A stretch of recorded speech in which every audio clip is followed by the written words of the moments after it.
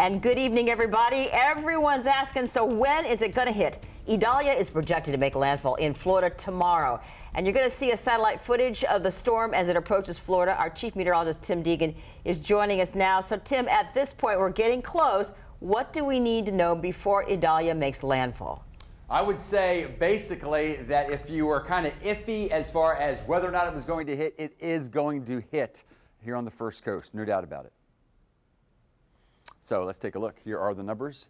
100-mile-per-hour winds, gusts up to near 115 and continuing to intensify. And we've talked about before that even if you don't see the numbers that the hurricane hunters are showing us, this is an infrared satellite picture. When you begin to see the eye show up, this is the eye wall developing, and you see some colors aren't quite as intense right there.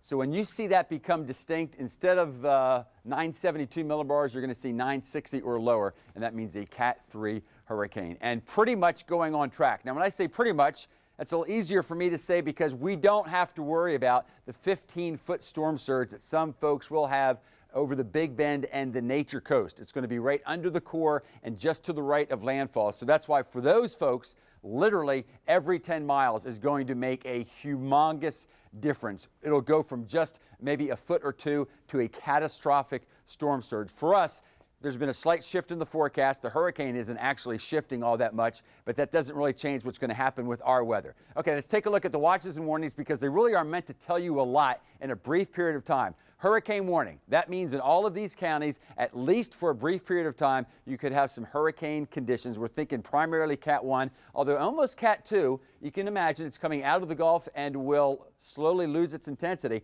But if you folks in southern Columbia County, you might have winds gusting up to near 100 miles per hour. Then we'll take you up through Columbia and Baker, and then we get into Charleston, portions of Ware, into Brantley and Pierce, and then notice even over toward Camden and Glen. Although you're not under a hurricane warning, you're under a hurricane watch, and that's because as this hurricane heads toward the northeast, there still might be a brief period of winds right out about hurricane conditions. Now, although there's a storm surge concern for you folks in Camden and Glen, that's because of the southeast winds, by the time the hurricane comes by, if it is still a hurricane versus a strong tropical storm, the winds will be out of the south and the southwest that'll help you. A lot of you have been asking, why aren't we talking more about rain?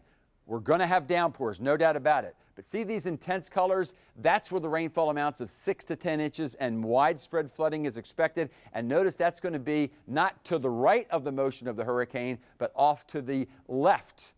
We'll talk about why that is in just a moment. Here's our headlines. Jacksonville metropolitan area, worst of the weather, 9 in the morning to 9 in the evening. We talked about Cat 1 conditions all the way into South Georgia. And outside of all of that, we're going to be watching closely because there probably will be some isolated tornadoes. We'll have a closer look in just a few minutes.